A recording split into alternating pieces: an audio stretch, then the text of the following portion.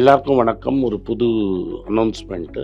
ஓமானில் event ஏன் பண்ணீங்க, தமிழ்நாட்டில் ஏன் ஈவெண்ட் பண்ணல அப்படின்னு நிறைய பேர் கேட்டீங்க. ஸோ 24 மே சனிக்கிழமை ஈவினிங் மதுரையில் ஈவெண்ட் பண்ண போகிறோம். ஸோ யாரெல்லாம் மதுரையில் ஈவெண்ட்டில் பார்ட்டிசிபேட் பண்ணணும் ஒரு ஃபேன் மீட்டில், அவங்கெல்லாம் கீழே இருக்கிற டீட்டெயில்ஸில் கனெக்ட் பண்ணுங்கள். இமெயில் கொடுத்துருப்பாங்க. 24 ஈவினிங் மதுரைங்கிறதுனால number of seats will be limited. இதில் மதுரை, திண்டுக்கல், தூத்துக்குடி, திருநெல்வேலி, தென்காசி இது மாதிரி இருக்கிறவங்க மட்டும் வாங்க. ஏன்னா மெட்ராஸ்லேயே நாங்கள் ஈவெண்ட் பண்ணுவோம். ரொம்ப நாள் நீங்கள் கேட்டுட்ருக்கீங்க, மெட்ராஸில் பல ஈவெண்ட் வரும் வரிசையாக. அதனால் இங்கேருந்து மெட்ராஸ்லேருந்தோ திருச்சியிலேருந்தோ இல்லை மற்ற ஊரில் வெஸ்டர்ன் தமிழ்நாடுலேருந்து அங்கே வராதிங்க. நன்றி, வணக்கம். வணக்கம், good morning, happy morning, wonderful morning. நேற்று சேவிங்ஸுக்கும் இன்வெஸ்ட்மெண்ட்டுக்கும் இருக்கிற வித்தியாசமும், அர்ஜென்டினாவில் வெறும் பணத்தை டாலராக மாற்றினா எப்படி இன்வெஸ்ட்மெண்ட் ஆகிடும் அப்படிங்கிறத பற்றி பேசியிருந்தேன். இன்றைக்கி இன்னொரு விஷயத்த பேசணும்னு நினச்சேன். நிறைய பேர் என்கிட்ட என்ன கேட்குறீங்கன்னா, இப்போ வேர்ல்டு அன்சர்டன் ஆகிடுச்சு, அதனால் இந்த அன்சர்டன் வேர்ல்டில் நம்ம எப்படி சர்வைவ் ஆகுதுன்னு நிறைய பேர் கேட்குறீங்க. நானும் ஒத்துக்கிறேன், வேர்ல்டு ரொம்ப அன்சர்டன் ஆகிடுச்சு. ஆர்டிஃபிஷியல் இன்டெலிஜென்ஸ் வந்தப்புறம் இன்னும் அன்சர்டனிட்டி இன்க்ரீஸ் ஆகிடுச்சு. சாஃப்ட்வேரில் 45 வயசுக்கு மேலே இன்றைக்கி வேலையில் இருக்கிறதே கஷ்டம்.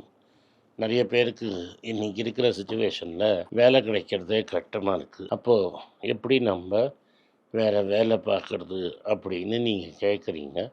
எப்படி நம்மளை சப்போர்ட் பண்ணிக்கிறது அப்படின்னு நீங்கள் பேசுகிறீங்க. இதை பல பேர் வாரன் பஃபெட்டை பல வாட்டி கேட்டிருக்காங்க. நான் திரும்பி சொல்கிறது என்னென்னா, அவர் சொன்னதே தான் சொல்கிறேன்.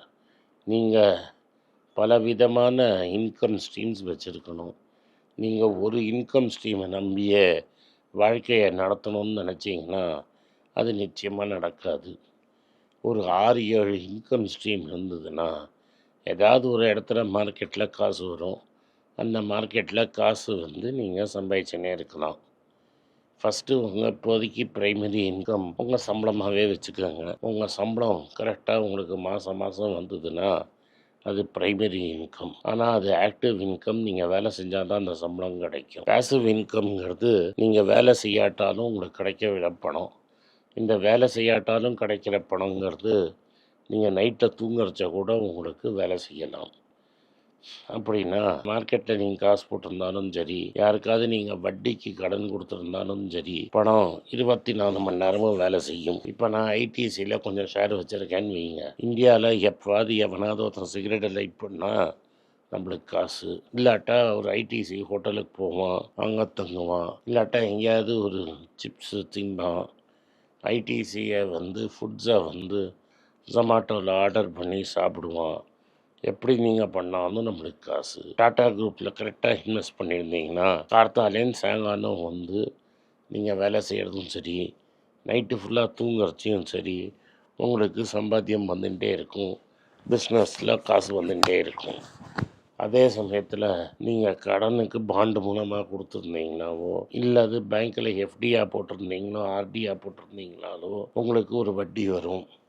டிபெண்டிங் அது எதில் போட்டிருக்கீங்கன்னு. பாண்டில் போட்டால் ஜாஸ்தி வட்டி, பேங்க்கில் எஃப்டியாக போட்டால் கம்மி வட்டி. பட் இது மாதிரி இடத்துல போட்டிங்கன்னா வட்டி வந்துகிட்டே இருக்கும். அந்த வட்டி ரொம்ப இம்பார்ட்டண்ட். ஏன்னா அதுதான் ரெகுலராக வரும். இதுக்கு முன்னாடி சொன்ன நான் ஸ்டாக் மார்க்கெட் ரிட்டர்னு உங்களுக்கு கேபிட்டல் அப்ரிசியேஷன் தான் இருக்கும். இன்ஃபோசிஸ் இல்லாட்டா ஐடிசி மாதிரி கம்பெனி தான் வருஷத்துக்கு ஒரு வாட்டி லம்சமாக டிவிடெண்ட் கொடுப்பான். அந்த டிவிடெண்ட் இன்கம் சப்ஸ்டான்ஷியலாக இருக்கும். இல்லாட்டா உங்களுக்கு சப்ஸ்டான்ஷியலாக இருக்காது.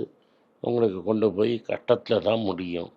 அதனால் நீங்கள் ஒரு அளவு பாண்டுலேயோ ஃபிக்ஸட் டெபாசிட்லேயோ போட்டு வைக்கணும்.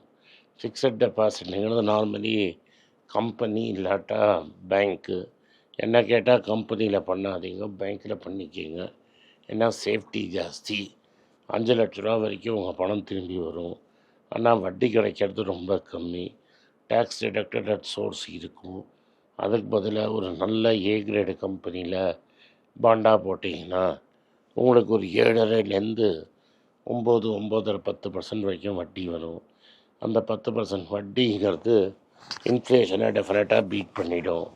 இன்ஃப்ளேஷனை பீட் பண்ணுற ரிட்டர்ன் நம்மளுக்கு ரெகுலராக கிடச்சா நல்லாயிருக்கும். Sometimes monthly, quarterly, half yearly, annual இது மாதிரி பல விஷயங்கள் இருக்குது. இதில் நீங்கள் வாங்கிக்கலாம். சம்டைம்ஸ் பிரின்சிபலையும் சேர்த்து மாதம் மாதம் கொடுத்துக்கிட்டே இருப்பான். எது மாதிரி உங்களுக்கு வேணுமோ அது மாதிரி உங்களால் வாங்க முடியணும். அதே மாதிரி கரெக்டான இடத்துல நீங்கள் இருந்தீங்கன்னா இந்த வாங்கின பாண்டியும் நார்மலாக உங்களால் விற்க முடியும். இந்தியாவில் இப்போ ரொம்ப கஷ்டம். பட் உங்களால் இதை டெஃபினட்டாக செய்ய முடியும். அது ஒன்று. உங்கள் முன்னோர்கள் முன்னாடியே உங்களுக்கு நிலத்தை வாங்கி வச்சுட்டாங்கன்னா தென் வாடகை விட்டிங்கன்னா உங்களுக்கு நல்ல டீசன்ட் ரிட்டர்ன் கிடைக்கும். ஆனால் 2010க்கு அப்புறம் வாங்கியிருந்தீங்கன்னா அந்த போட்ட காசுக்கு 2%லேருந்து 5% கூட உங்களுக்கு வராது. 1லேருந்து 2% தான் ரெண்ட்டு வரும். அதனால் இப்போ இந்த காலத்துக்கட்டத்தில் இன்றைக்கி இருக்கிற சுச்சுவேஷனில் ஈஸி மணி பாலிசியில் உங்களுக்கு வீடுங்கிறது ஒரு மல்டிபிள் சோர்ஸ் ஆஃப் இன்கமில் சேர்க்க முடியாது. அன்லஸ் நீங்கள் லக்கியாகி இண்டஸ்ட்ரி எந்த சைட் டெவலப் ஆகுதோ அதுக்கு ஒரு 10-15 வருஷத்துக்கு முன்னாடியே உங்கள் முன்னோர்கள் அங்கே லேண்டு வாங்கி போட்டிருந்தாங்கன்னா உங்களுக்கு அது காசாக வரும். அது ரொம்ப இம்பார்ட்டண்ட்டு. நம்ம ஈக்விட்டியை பார்த்துட்டோம், பாண்டை பார்த்துட்டோம், ஃபிக்ஸட் டெபாசிட்டை பார்த்துட்டோம். ஆனால் விலைவாசி ரொம்ப ஏறுது சார். அதுக்கு அகேன்ஸ்ட் மட்டும்தான் எனக்கு ப்ரொடெக்ஷன் வேணும். ரிட்டையர்மெண்ட்டுக்கு எனக்கு இன்னும் நிறைய டைம் இருக்குது, அப்போ நான் பணத்தை சேர்த்துப்பேன்னு நீங்கள் நினச்சிங்கன்னா நீங்கள் தங்கத்திலே வாங்கிடலாம். தங்கம் இந்த வருஷத்துலேயும் ஏறி இருக்குது. 3 வருஷத்தில் 3 மடங்காக இருக்குது. அதனால் எவ்ரி வருஷம் ஏறும்னு அவசியம் கிடையாது. பல வருஷங்கள் ஏறாமல் இருக்கலாம். ஆனால் பெருசாக தங்கம் விலை விழாது. சில்வர் ஏறி இருந்தாலும் தங்க லெவலில் ஏறலை. சில்வர் ஏன் ஏறலை அப்படின்னு நீங்கள் என்ன நிறைய பேர் கேட்குறீங்க. சில்வரை கவர்மெண்ட் பேங்க்ஸ் செக்யூரிட்டியாக வச்சுக்க மாட்டாங்க. ரிசர்வ் பேங்க்கில் சில்வர் ரிசர்வ்ஸ்ன்னு சொல்ல மாட்டாங்க. உலகத்தில் எல்லா ஊர்லேயும் இதர் கரன்சி இல்லாட்டா கோல்டு ரிசர்வ்ஸ் தான் சொல்லுவாங்களே தவிர சில்வர் ரிசர்வ்ஸ் சொல்ல மாட்டாங்க. சில்வர் ரிசர்வ் கரன்சி இல்லாததுனால இவ்வளோ அளவு வேல்யூ இருக்காது. அதனால் கோல்டு ஏறுறதுனால சில்வர் ஆட்டோமேட்டிக்காக ஏறிடும். கோல்டு அண்ட் சில்வர் ரேஷியோன்னு சொல்லுவாங்க. அதை நம்பிடாதீங்க. ஒரு காலத்தில் ஒரு அவுன்ஸ் சில்வர் $1 இருந்தது. டாலர் சில்வர் கரன்சியோட மெஷர். சில்வர் கரன்சி பெருசாக ஃபெயில் ஆனதுனால copper and other metal currency வந்தது. அதனால் சில்வர் இஸ் ஈக்குவல் டு கோல்டுன்னு நினச்சிடாதீங்க. இன் பியூர் இன்வெஸ்ட்மெண்ட்டு யாரும் சில்வரை கன்சிடர் பண்ணுறதில்ல. இப்போ சில்வரை இவங்க மார்க்கெட் பண்ணுறதுனால சில்வரை கன்சிடர் பண்ணுறாங்க. சில்வரை கன்சிடர் பண்ணினீங்கன்னா நீங்கள் தான் ஏமாறுவீங்க.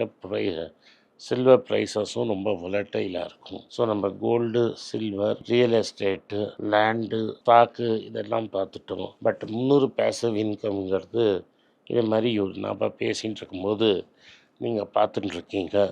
இது மாதிரி ஒரு யூடியூப் சேனல், சின்ன சின்ன ஆர்ட் ஒர்க் பண்ணுறது, இப்போ அவங்களுக்கு ஷூட்டிங், கேமரா, எடிட்டிங்லாம் வந்தால் கல்யாணத்தை போய் வீடியோ எடுக்கிறது, இது மாதிரி பல வேலைகள் இருக்குது. இது சைடு ஹசல்னு சொல்லுவாங்க.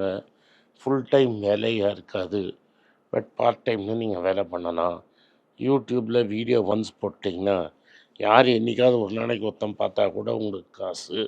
அதனால் யூடியூப்புங்கிறது அண்ட் சோஷியல் மீடியாங்கிறது பல பேரை என்பவர் பண்ணி அவங்களே கண்டென்ட் கொடுக்குற மாதிரி பண்ணிடுச்சு.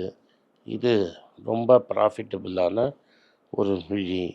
நீங்கள் நல்லா பாட்டு பாடுவீங்க அப்படின்னா பாடி நீங்கள் அதை யூடியூப்லேயோ ஆப்பிள் மியூசிக்லேயோ அப்லோட் பண்ணிங்கன்னா அது கூட காசு கிடைக்கும். இது மாதிரி நீங்கள் விதவிதமாக உங்களோட இன்கம்மை கொண்டு போகலாம்.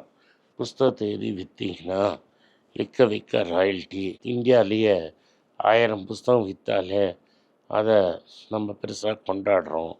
அப்படின்னா என்ன அர்த்தம்னா புஸ்தகம் விற்கிறதே ரொம்ப கஷ்டம். கேர்ஃபுல்லாக யோசித்து அதை செய்யுங்க. ஒரு இன்கம் 2 இன்கமாக மாறுறது ஸ்பௌஸும் வேலை செஞ்சால். அதே மாதிரி ஒரு 5-6 ஸ்ட்ரீம் ஆஃப் இன்கம் நீங்கள் பேஷண்ட்டாக டெவலப் பண்ணிங்கன்னா நீங்கள் ஒய்ஃப்த்தையும் சேர்த்து 7லேருந்து 8 சோர்ஸ் ஆஃப் இன்கம் இருக்கும். உங்கள் மேலே ப்ரெஷருங்கிறது கம்ப்ளீட்டாக மறைஞ்சிரும். இதை தான் மல்டிபிள் ஸ்ட்ரீம்ஸ் ஆஃப் இன்கம்னு சொல்லுவா. இதை நீங்கள் நிச்சயமாக கற்றுக்கணும். நன்றி, வணக்கம். இந்த வீடியோ உங்களுக்கு பிடிச்சிருந்தா வீடியோவை லைக் பண்ணுங்கள், எங்கள் சேனலை சப்ஸ்கிரைப் பண்ணுங்கள், பெல் நோட்டிஃபிகேஷன் தட்டுங்க. இந்த வீடியோவை முடிஞ்சால் உங்கள் சொந்தக்காரங்களுக்கும் ஃப்ரெண்ட்ஸுக்கும் அனுப்புங்க. வணக்கம். எனக்கு ஒரு விஷயத்தை அட்டென்ஷனுக்கு கொண்டு வந்திருக்காங்க. என்னோட ஏஐ ஜென்ரேட்டட் இமேஜை பார்த்து யாரோ ட்ரேடிங்க்கு பணம் கொடுத்து ஏமாந்துருக்காங்க. ப்ளீஸ், உங்களுக்கு நான் பல தடவை சொல்லிட்டேன், இப்பவும் சொல்கிறேன், நான் யார்கிட்டையும் பணம் டைரெக்டாக வாங்குறது இல்லை, அப்பாயின்மெண்ட் பார்க்குறதே கிடையாது.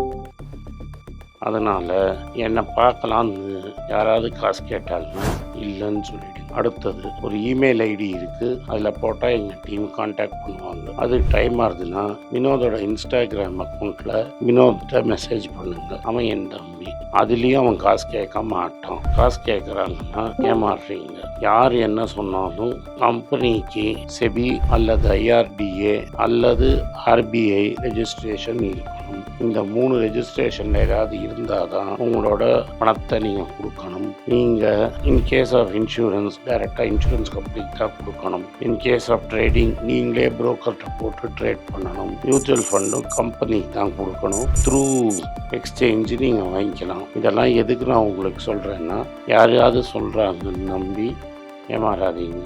உங்களுக்காக நான் ட்ரேட் பண்ண முடியாது, அது இல்லீகல். நான் ட்ரேடும் பண்ணுறது கிடையாது. அதனால் ட்ரேடிங் ப்ராஃபிட் பண்ணி தரேன்னு சொல்கிறது ஏமாத்தல். எனக்கு ட்ரேடிங் பண்ண தெரியாது. என் பேரை சொல்லி ட்ரேட் பண்ணி உங்களுக்கு ப்ராஃபிட் ஷேரிங்னா ஃப்ராடு, ஏமாற்றம். நான் யார்கிட்டையும் காசு கேட்கல, கேட்கவும் மாட்டேன்.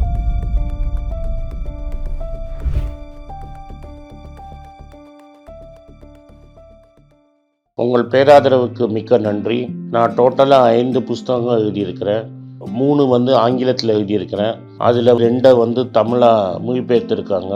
ஸோ டோட்டலாக 5 புஸ்தகம் ஆச்சு. இந்த 5 புஸ்தகத்துக்கு ஹார்ட் காப்பி வேணும்னா நீங்கள் கீழே இருக்கிற வாட்ஸ்அப் நம்பருக்கு மெசேஜ் அனுப்பிச்சிங்கன்னா எங்கள் டீம் உங்களை கான்டாக்ட் பண்ணுவாங்க.